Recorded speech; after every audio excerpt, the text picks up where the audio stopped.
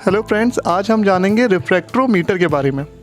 ये कौन सा टूल है, ये कैसे काम करता है, इसकी कॉस्ट अप्रॉक्स 13,035 है। इस टूल में हम क्या क्या यूज़ कर सकते हैं, इस टूल से हम क्या क्या नाप सकते हैं और क्या नापा जाता है, इस वीडियो में हम ये सारी जानकारी जानेंगे। तो सबसे पहले इसका पेज लेआउट हम देख लेते हैं। ये है हमारा नॉर्मल रिफ्रैक्टोमीटर, जो कि एक पोर्टेबल रिफ्रैक्टोमीटर होता है। इसमें आईपीस है, फोकस एडजस्टमेंट है, कैलिब्रेशन वाला पॉइंट है, रबर ग्रिप है। जो आगे वाला हिस्सा है जिसमें प्रिज्म होता है, यही थोड़ा कॉस्टली हिस्सा होता है। मिरर है। ये आपका नॉर्मल रिफ्रैक्टोमीटर होता है जो कि पोर्टेबल है, आप आसानी से एक जगह से दूसरी जगह ले जा सकते हैं। तो हमारे पास इसकी एक डेफिनेशन है। एक ऐसा ये टूल है जो कि डिटरमाइन करता है concentration of particular substance in a liquid solution. ये प्रिंसिपल यूज़ करता है रिफ्रैक्शन का, जो कि डिस्क्राइब करता है जो लाइट हमारी बेंट होती है across the boundary between one medium to another. So ये एक डेफिनेशन है हमारी। हमारे पास कई तरह के रिफ्रैक्टोमीटर होते हैं, जैसा कि आप सामने देख रहे हैं। ये आपका पोर्टेबल है और इसके अंदर आपको नॉर्मल रिफ्रैक्टोमीटर दिखेगा। हमारे पास ब्रिक्स रिफ्रैक्टोमीटर होते हैं जो कि फूड के आपकी रिपनिंग एजेंट के लिए काम आते हैं। सैनिटरी रिफ्रैक्टोमीटर होता है, क्लिनिकल रिफ्रैक्टोमीटर होते हैं। तो बहुत सारे रिफ्रैक्टोमीटर होते हैं हमारे पास। मेनली हम ये रिफ्रैक्टोमीटर इंडस्ट्रियल एरिया और हमारे कार्स के जो लिक्विड पार्ट्स हैं उसको चेक करने के लिए यूज़ करते हैं। तो सबसे पहले देख लेते हैं। ये हमारा रिफ्रैक्टोमीटर नॉर्मल सी एक पन्नी है, 13,035 रुपये का है। सो इसको निकाल के देखते हैं इसके अंदर क्या क्या है। ठीक है, ये आपका एक प्लास्टिक का बॉक्स है जिसके ऊपर लिखा है पोर्टेबल रिफ्रैक्टोमीटर। अब इसके अंदर देखते हैं इसके अंदर क्या क्या निकलता है।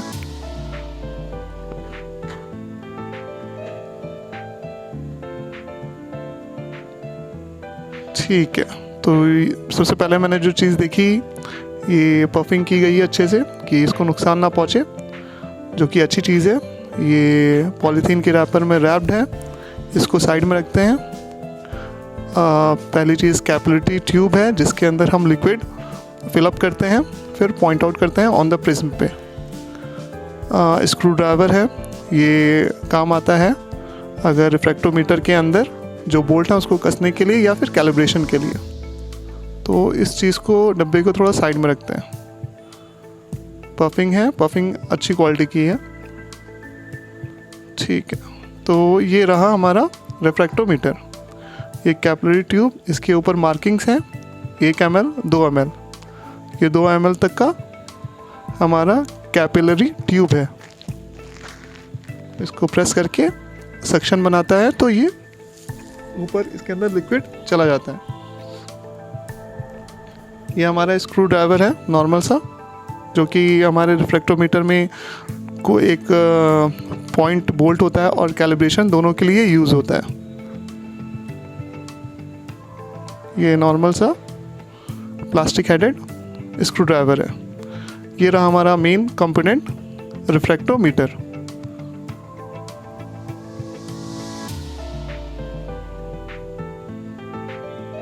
ये है आपका रिफ्रैक्टोमीटर, जैसा कि मैंने आपको पहले दिखाया था पेपर व्यू में कि ये आप देख सकते हैं सेम टू सेम ऐसा ही है। कौन सा सामान, इसकी क्लैरिफिकेशन, कौन चीज़ कहाँ पे है, ये आप देख सकते हैं। अब इसके अंदर रीडिंग्स कैसे देखी जाती हैं और उस रीडिंग्स का मायना क्या होता है, उस रीडिंग्स को कैसे जान सकते हैं, ये इसके पीछे इसके पार्ट नंबर लिखा है। अगर आपको मारुति से अगर ऑर्डर करना हो तो आप ऑर्डर कर सकते हैं। ये आपका प्रिज्म है जिसके ऊपर हम लिक्विड प्लेस करते हैं। ये क्लोजिंग फ्लैप है और इसके अंदर रीडिंग्स दिखती हैं। अब मैं आपको दिखाना चाहूँगा, आप देखने की कोशिश करिएगा। इसके अंदर आप आईपीस के जस्ट थोड़ा सा आगे एक लेयर लगी है पेपर्स में जिसके ऊपर रीडिंग्स है। इसी पे आपको रिफ्रैक्टिव इंडेक्स की मदद से देख पाएंगे कौन सा लिक्विड स्टेट में क्या उसका रिफ्रैक्टिव इंडेक्स है और क्या एज पर मैनुअल वो यूज़ करने लायक है कि नहीं है। तो इस रिफ्रैक्टिव या कह सकते हैं रिफ्रैक्टोमीटर में हमें 3 तरह की रीडिंग दिखती है। आप देख सकते हैं लेफ़्ट टू राइट में यहाँ पे हमें 4 लाइनें दिख रही हैं। अभी थोड़ा सा और क्लियर होने दीजिए इसको। इसके लिए आपको थोड़ा लाइट में आना पड़ेगा। अब देखिए, अब आपको क्लियर दिख रहा होगा। तो सबसे लेफ़्ट में आपको दिख रहा होगा प्लस माइनस वाली लाइन, जो कि बैटरी लाइन है। रिचार्ज फेयर गुड ये बता देगा कि हमारी जो बैटरी का जो इलेक्ट्रोलाइट लिक्विड है वो किस कंडीशन के लिए है, जो लेड एसिड बैटरी के लिए होता है। बीच में लाइन है, इसके अंदर देखिए प्रोपाइलिन और इथाइलिन, ये कूलेंट के लिए लाइन है। और लास्ट में हमारा जो है SRF1 जो लाइन दिया रखा है वो हमारा विंडशील्ड वाइपर वॉशर, जो पानी होता है, हम जब विंडशील्ड चलाते हैं उसमें जो पानी निकलता है उसके लिए ये लाइन दी गई रही है। बॉटम में हमारा वाटर लाइन का एक नॉर्मल सा रिमार्क है। बीच वाला डिग्री सेल्सियस में है, लेफ़्ट वाला kg पर लीटर में है, ये डेंसिटी देता है। और राइट वाला हमारा विंड वॉशर है। अब प्रोपाइलिन और इथाइलिन ये 2 तरह के कूलेंट जनरली यूज़ होते हैं इंडस्ट्री में, ऑटोमोबाइल इंडस्ट्री में। प्रोपाइलिन और इथाइलिन इन दोनों के बारे में अभी अगर मुझे थोड़ा टाइम मिलेगा तो मैं आपको ज़रूर बताऊंगा क्या डिफरेंस होता है और इसमें क्या चीज़ें होती हैं। अब हम जान लेते हैं, आपके सामने ये देख रहा होगा मेरे सामने क्या क्या है। अब ये रिफ्रैक्टोमीटर रीडिंग्स हैं, आपको इसमें प्रॉपर दिख रहा होगा। वाटर लाइन है, kg पर लीटर वाली प्लस माइनस वाली बैटरी वाली लाइन है। लेफ़्ट से स्टार्ट कर रहा हूँ मैं। प्रोपाइलिन और इथाइलिन है। SRF1 है, ये विंडशील्ड वॉशर वाली लाइन होती है। इसमें रीडिंग्स दी गई हैं, डिग्री सेल्सियस देख रहे हैं, -10, -20, -30, -40, -50। आपका ये दिया रखा है, राइट में भी दिया है इथाइलिन के लिए, लेफ़्ट में प्रोपाइलिन के लिए। तो आपको पहले जानना होगा आप जो कूलेंट यूज़ कर रहे हैं किस बेस पे है, प्रोपाइलिन बेस्ड पे है या इथाइलिन बेस्ड पे है। तो जनरली कूलेंट के डिब्बे के पीछे आपको ये दिख जाता है कि कौन सा आप कूलेंट यूज़ कर रहे हैं। तो ये मैंने कूलेंट यूज़ किया है, ये ग्रीन कलर का है। कलर बेसिस हमारा कूलेंट हो सकता है, क्योंकि कलर पे आप डिपेंड हो सकता है कि कूलेंट कितने दिन चलेगा और किस गाड़ी के लिए है। जैसा कि मैं देख रहा हूँ नेम के आगे लिखा है ethylene glycol based engine coolant, तो ये इथाइलिन बेस्ड कूलेंट है। इसके अंदर बहुत सारे मिक्सचर्स होते हैं, एडिटिव्स जिसे कहा जा सकता है, जो कि हमारे कोरोजन रेजिस्टेंस होते हैं। अब इसमें एक चीज़ आपको दिख रही होगी जो सबसे आपको नीचे में दिखेगी, इसको ये टॉक्सिक होता है, तो ये इसे गलती से पी ना लीजिएगा। इसमें जो ये देखिए ये फ्रीजिंग पॉइंट है। अगर 50% ऑफ कूलेंट आप वाटर में मिक्स करते हैं तो -36 डिग्री सेल्सियस तक ये फ्रीज को रोकता है।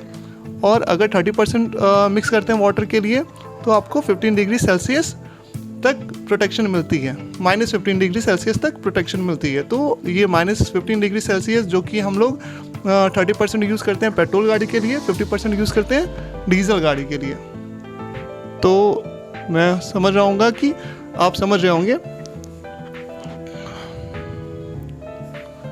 अब कूलेंट भी हमारे जो कलर्स होते हैं वो बहुत सारी टेक्नोलॉजी पे बेस्ड होते हैं। इसके 3 तरह के टेक्नोलॉजी हम मार्केट में जान सकते हैं, जो कि पहला है inorganic acid technology, organic acid technology और हाइब्रिड ऑर्गेनिक एसिड टेक्नोलॉजी। सो ये तीनों तरह की टेक्नोलॉजी यूज़ होते हैं। अब कूलेंट हमारा बहुत तरह के होते हैं, जैसे कुछ कूलेंट चलते हैं सिर्फ 20,000 किलोमीटर या 2 साल, कुछ कूलेंट चलते हैं हमारे 1 लाख या 5 साल, कुछ कूलेंट होते हैं लाइफ टाइम के लिए होते हैं। तो ये डिपेंड करता है उसके अंदर कौन से एडिटिव मिले हैं और वो कौन से बेस्ड का कूलेंट है। ये रहा हमारा ग्रीन कलर का कूलेंट, जो कि हमारा 20,000 या फिर 2 ईयर्स में चेंज करने की ज़रूरत है। अब हम दोनों कूलेंट हम लोग देख चुके हैं। अब इसको खोल के देखते हैं इसके अंदर क्या निकलता है और इसको चेक करते हैं अपने रिफ्रैक्टोमीटर से। कैसे चेक किया जाता है, तो ये फुल्ली कंसंट्रेटेड हमारा कूलेंट है। इसको अगर चेक करना है तो हमें इसमें डिस्टिल वाटर जो कि गाड़ियों में डाला जाता है वो मिक्स करके चेक करना होगा, क्योंकि अगर हम पूरा अगर कंसंट्रेटेड चेक करेंगे तो ये मान के चलिए इसका जो डिग्री आएगा प्रोटेक्शन -70 -80 डिग्री आएगा।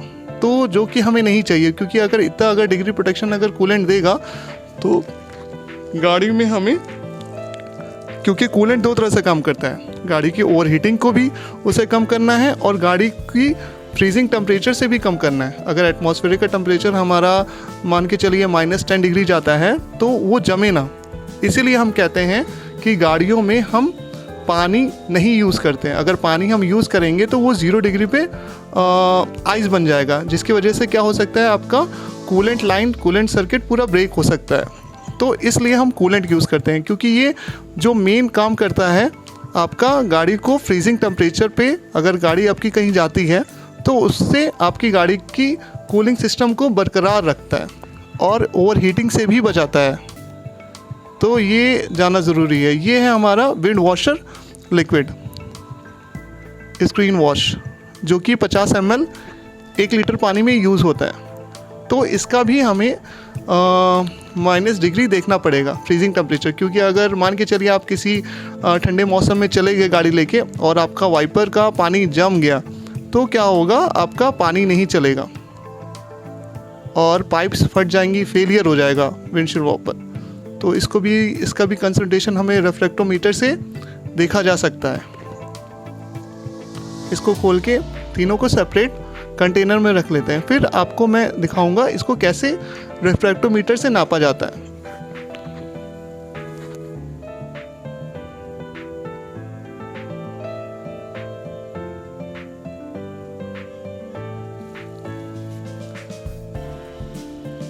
कूलेंट को बहुत लोग कहते हैं एंटी फ्रीज के नाम से भी जाना जाता है, और ये इसका फंक्शन आपको मैं बता ही चुका हूँ, cool the engine as well as keep the liquid state at low temperatures.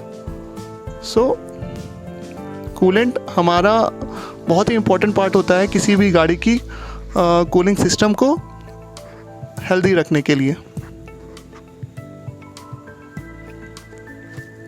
तो मैंने तीनों कंटेनर में रख लिया है।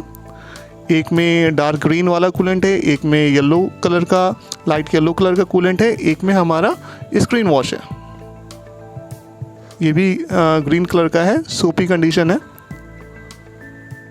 यह हमारा लाइट येलो कूलेंट है और ये हमारा डार्क ग्रीन कूलेंट है। फिर से मैं बता दूं, ये तीनों कंसंट्रेटेड है, फुल्ली कंसंट्रेटेड है।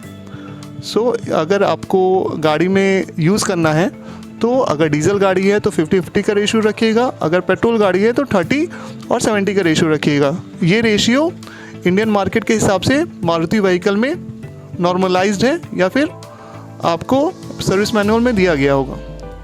इस बॉक्स में एक और चीज़ आपको मैं दिखाना चाह रहा था जो स्टार्टिंग में भूल गया था। इसमें एक सर्विस मैनुअल दिया है और एक कॉटन क्लॉथ दिया है जो कि प्रिज्म को साफ करने के लिए यूज़ होता है। सर्विस मैनुअल मैं आपको एक बार दिखा दूं, इसको कैसे यूज़ करते हैं रिफ्रैक्टोमीटर में और कब कौन सी कंडीशन आती है वो सब बता रखा है। ये है आपका सर्विस मैनुअल। हैंड टूल कैसे यूज़ किया जाता है उसके लिए। ऑपरेशन मैनुअल, ये फॉर हैंड हेल्ड रिफ्रैक्टोमीटर। एक डिजिटल रिफ्रैक्टोमीटर भी आता है जो कि थोड़ा कॉस्टली होता है और मोर प्रिसाइज होता है। तो इसको कैसे यूज़ करना है, पुअर और गुड। आपको जब प्लेस करना लिक्विड तो पूरी तरह से स्क्रीन पे होना चाहिए, इसीलिए ऊपर का फ्लैप दिया रखा है आपको। अब यहाँ पे आपको दिया रखा है कैसे कैसे स्टेप में आपको करना है और मेंटेनेंस कैसे रखनी है इसकी। ये है आपका कॉटन क्लॉथ जो कि आपने देखा होगा जब आप चश्मा वश्मा अगर ख़रीदते हैं तो उसमें मिलता है। तो ये इसके साथ भी मिलता है, क्योंकि हम ये नहीं चाहेंगे कि हमारे प्रिज्म के ऊपर कोई स्क्रैचेस वगैरह आए और हमारा प्रिज्म ख़राब हो, क्योंकि हम इस पर acidic as well as basic solution check करेंगे। तो अगर हम इस पर ज़्यादा देर तक कोई लिक्विड अगर एसिडिक हो छोड़ दें तो वो डेटोरिएट कर सकता है हमारे टूल को और उसकी रीडिंग को कंपनसेट कर सकता है। ये आपका आई पीस है जो कि कैलिब्रेशन भी हो सकता है, इससे फोकस एरिया कम ज़्यादा करने के लिए यूज़ होता है। दिखाना चाहता हूँ आपको इसमें कैसी रीडिंग दिखती है। अभी कौन सी रीडिंग दिख रही है? अभी देखिए आपको एक ब्लू कलर की स्क्रीन दिख रही है, कोई लाइन कैसी भी नहीं दिख रही है। तो ये एक आपका कैलिब्रेटेड रिफ्रैक्टोमीटर है। सबसे पहले अब हम क्या करेंगे, हम इसका चेक करेंगे। सबसे पहले हम इसको फुल्ली कंसंट्रेटेड कूलेंट के साथ चेक करेंगे। तो इसको चेक कैसे करना है हमें, ये लिए हमने कैपिलरी ट्यूब जिसकी कैपेसिटी 2 ml तक है मैक्सिमम। तो हम सबसे पहले लेते हैं इसके अंदर 1 ml तक कूलेंट।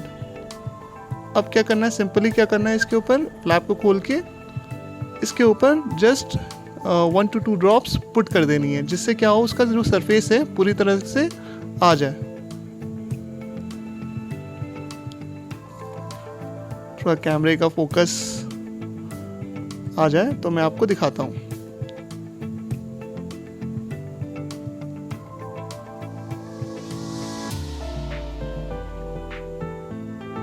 अब ठीक है, ये रहा ये प्रिज्म। इसी के ऊपर हमें 1 से 2 बूंद उसको रखना है।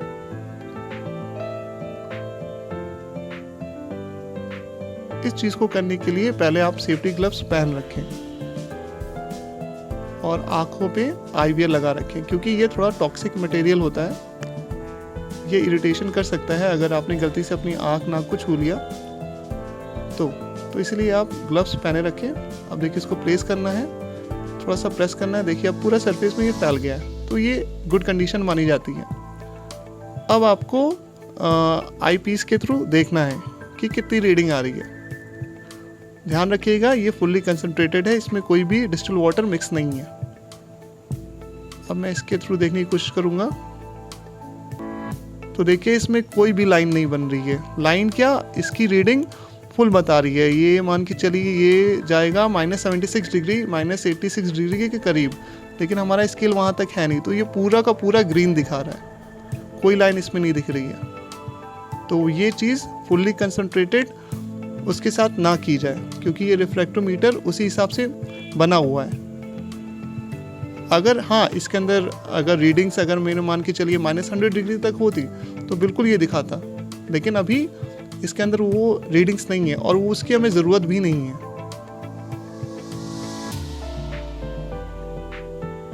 अब मैं क्या करता हूँ, ये आपका 1 ml कूलेंट लेता हूँ। मैं 50-50 रेशियो ट्राई करने वाला हूँ। पहले ये 1 ml मैंने ले लिया कूलेंट। अब इसको एक कंटेनर के अंदर डाल लिया जाएगा। फिर इसके बाद मैं इसके अंदर डिस्टिल वाटर सेम 1 ml मिलाऊंगा। ठीक है, अब मैंने कूलेंट डाल दिया 1 ml। अब 1 ml डिस्टिल वाटर डालूंगा।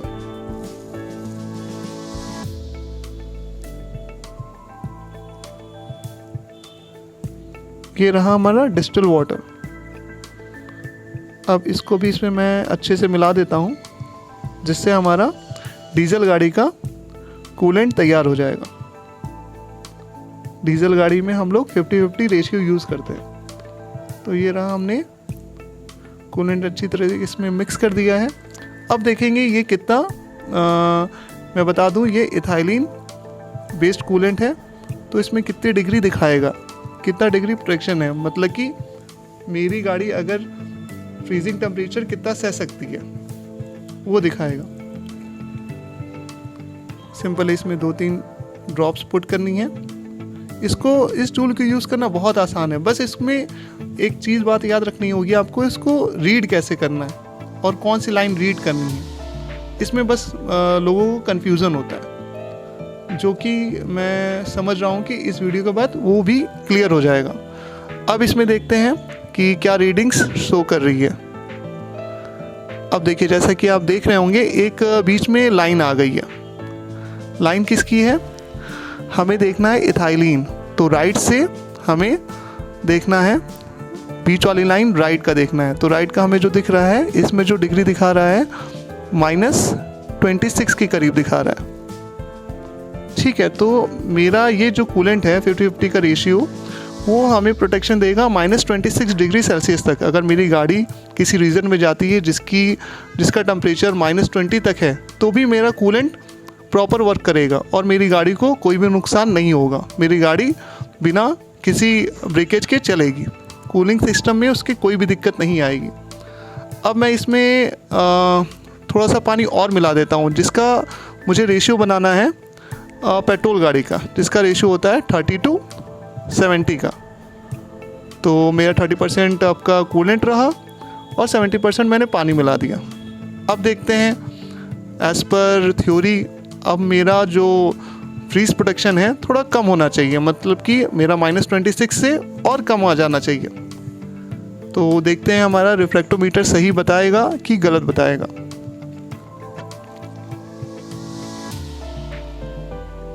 ये मैंने सिंपली पुट कर दिया। ये रिफ्रैक्टोमीटर बहुत अच्छे से काम कर रहा है। अब इसके अंदर देखते हैं कितना टेम्परेचर फ्रीज प्रोटेक्शन हमें दिखाता है। हमें राइट वाला मिडिल का जो राइट वाला लाइन है वो देखना है। अब देखिए इसका जो फ्रीज प्रोटेक्शन है -18 डिग्री सेल्सियस के करीब आ गया। तो देखा आपने, पहले मेरा -26 था, जैसे ही मैंने थोड़ा सा पानी उसके अंदर और मिलाया कूलेंट का, इसका फ्रीज प्रोटेक्शन कम हो गया। क्योंकि हम जानते हैं कि पानी का जो फ्रीजिंग टेम्परेचर होता है 0 डिग्री होता है। अगर पूरा का पूरा हम पानी यूज़ करेंगे तो हमारा 0 डिग्री पे वो फ्रीज आइस बन जाएगा और दिक्कत करेगा। तो इसी हिसाब से हम यूज़ करते हैं। इंडियन स्टैंडर्ड में, इंडियन रीजन में आप -26 डिग्री या -36 डिग्री के ऊपर नहीं कहीं जाता है, तो इंडियन में यही मार्केट यूज़ होता है। सेम अब मैं येलो कूलेंट को यूज़ करूँगा, चेक करूँगा। मैंने 1 ml ले लिया है, 50-50 का रेशियो इसमें बनाऊँगा। येलो कूलेंट 1 ml लिया है।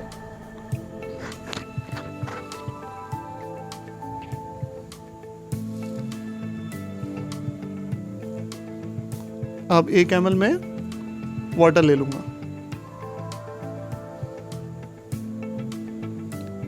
अब आपने जैसे नोटिस किया होगा कि इथाइलिन और प्रोपेलाइन जहाँ लिखा रहता है वहाँ G11, G12, G13 है। तो इसका मतलब क्या है? ये एक एंटी फ्रीज का ग्रेड होता है। अब जैसे मैंने अब देखिए आप वाटर ले लिया है, तो वाटर इसमें मिक्स करूँगा। अब G11 का मतलब क्या होता है? ये हमारा जो कूलेंट है इथाइलिन ग्लाइकोल बेस है और एंटीफ्रीज जो इसके अंदर कंटेन करता है ऑर्गेनिक इनहिबिटर्स होता है, जिसे कहते हैं कार्बोक्सिलेट और सिलिकेट्स यूज़ करता है, जो कि हमारा जो कोरोजन प्रॉपर्टी होता है, हमारे अल्मुनियम जो पार्ट जिसके थ्रू कूलेंट हमारा सर्कुलेट होता है या फिर बहुत सारे प्रोडक्ट होते हैं, तो उसको कम करता है। इसके अंदर बहुत सारे डाइल्यूट्स होते हैं, फॉस्फेट्स होते हैं, नाइट्रेट्स होते हैं। तो कूलेंट के अंदर बहुत सारी प्रॉपर्टियाँ होती हैं जो कि हम यूज़ करते हैं। अब इसको यूज़ किया मैंने, देखिए इसका जो फ्रीजिंग टेम्परेचर आ रहा है -35 के करीब आ रहा है। तो ये थोड़ा बेटर कूलेंट है। हमारा जो ग्रीन वाला कूलेंट हमने यूज़ किया था उसका -26 डिग्री तक आ रहा था, तो उससे ये थोड़ा ज़्यादा फ्रीज प्रोटेक्शन प्रोवाइड करता है फॉर सेम मिक्सचर 50-50 रेशियो अगर यूज़ करते हैं। अब मैं इसके अंदर सेम वही प्रोसेस करूँगा, 70-30 का रेशियो बनाने की कोशिश करूँगा।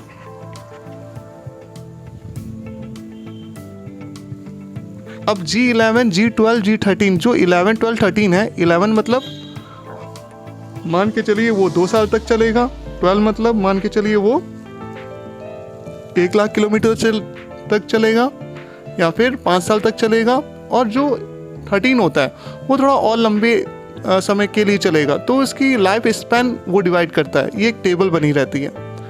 तो जो हमारे सामने ये दोनों कूलेंट है, ये दोनों 20,000 या 2 साल के लिए सही रहते हैं। उसके बाद आपको रिप्लेस कराना पड़ता है, कूलेंट फ्लैश करा के रिप्लेस कराना होता है। अब मैंने इसके अंदर रेशियो बना दिया है 70-30 का। अब देखते हैं कितना आ रहा है -35 के बाद। ये आ रहा है हमारा -12 आ रहा है। सो ये एज पर कंसंट्रेशन अपने आप को कैलिब्रेट करता रहता है।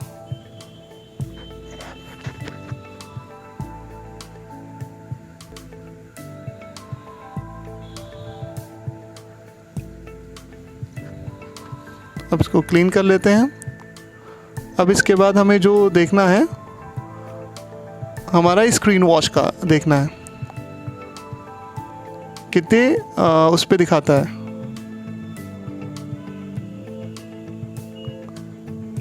स्क्रीन वॉश को सेम हम यूज़ करेंगे, इसमें कोई कंसंट्रेशन अभी यूज़ नहीं कर रहे हैं, ये पूरा का पूरा कंसंट्रेटेड है। वैसे कि इसको 1 लीटर पानी में मिला के चेक करना चाहिए, लेकिन मैं एक बार इसको देख लेता हूँ इसमें ये कितना दिखा रहा है।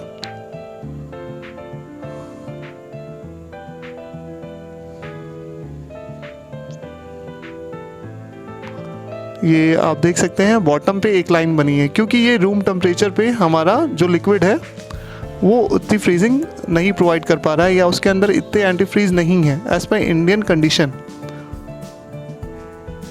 ये राइट वाला जो आपको देखना है, ये SRF 1 वाला, तो देख रहे हैं बॉटम पे है।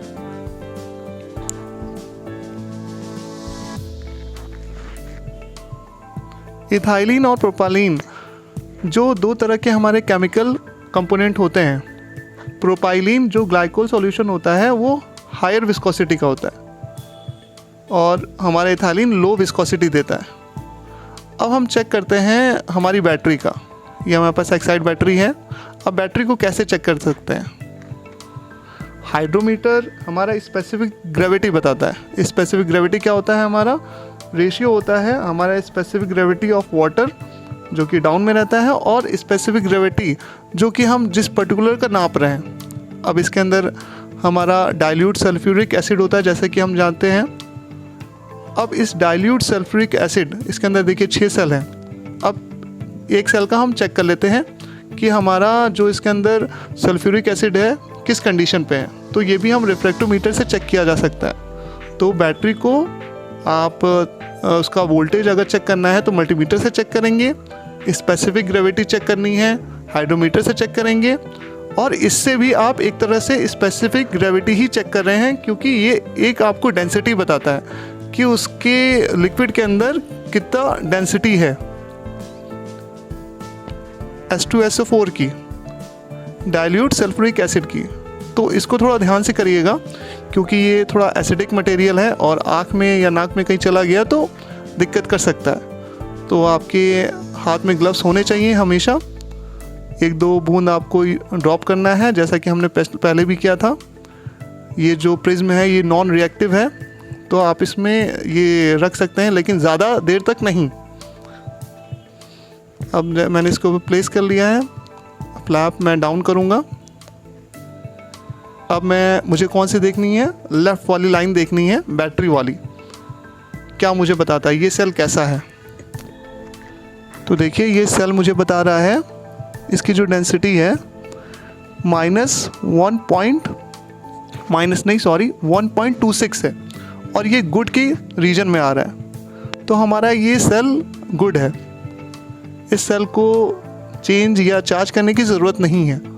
तो इससे भी आप चेक कर सकते हैं कि हमारा जो बैटरी है, लेड एसिड बैटरी है, उसका कौन सा सेल ख़राब कंडीशन में है या कौन सा सेल अच्छे कंडीशन पे है या कौन से सेल से दिक्कत आ रही है। सिंपल सा इसको पोंछ के रख देना है। हाइड्रोमीटर का भी मैं यूज़ बता दूं आपको कैसे यूज़ करना है। हाइड्रोमीटर में देखिए सबसे नीचे वाली लाइन ग्रीन है जिसका अगर एक सेल का स्पेसिफिक ग्रेविटी देखा जाए 1.265 होना चाहिए जिससे उसकी स्पेसिफिक ग्रेविटी अच्छी मानी जाती है। इसको 2-3 बार पुश करना पड़ता है कि वो बीच वाला जो मिडिल पीस है वो उसके ऊपर फ्लोट करने लगे। अब ये फ्लोट कर रहा है। अब ये कैमरे की वजह से मैं आपको दिखा नहीं रहा हूँ क्योंकि लिक्विड पूरा नीचे गिर रहा है इससे। तो ये 1.3 के करीब है तो इसका स्पेसिफिक ग्रेविटी भी ओके है। आप देख रहे होंगे अगर मैं थोड़ा सा इसको टिल्ट करता हूँ तो ये लिक्विड गिरने लगता है। तो ये हम नहीं चाहते कि हमारे टेबल को ख़राब करे। ये आप देख रहे होंगे डाउन पे है सबसे। तो मैं इसको वापस कर दे रहा हूँ, लिक्विड वैसे ही रख दे रहा हूँ क्योंकि ये बैटरी अच्छी है, मैं इसको नुकसान नहीं पहुँचाना चाहता। आपको बस चेक करने का तरीका मैं बता रहा हूँ। आप जैसे ही अगर इसको प्रैक्टिकल करोगे तो आपको खुद उसमें नॉलेज हो जाएगी। हाइड्रोमीटर यूज़ करना बहुत ही बड़ी चीज़ नहीं है। अब इसको जैसा था वैसा करके वापस रख देते हैं।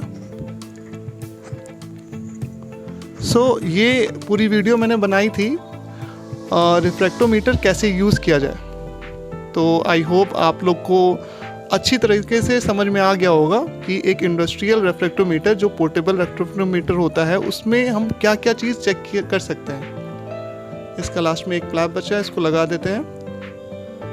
यही हमारी वीडियो थी। Thank you guys, like comment subscribe करिएगा और कोई इशू हो तो कमेंट करिएगा। Thank you.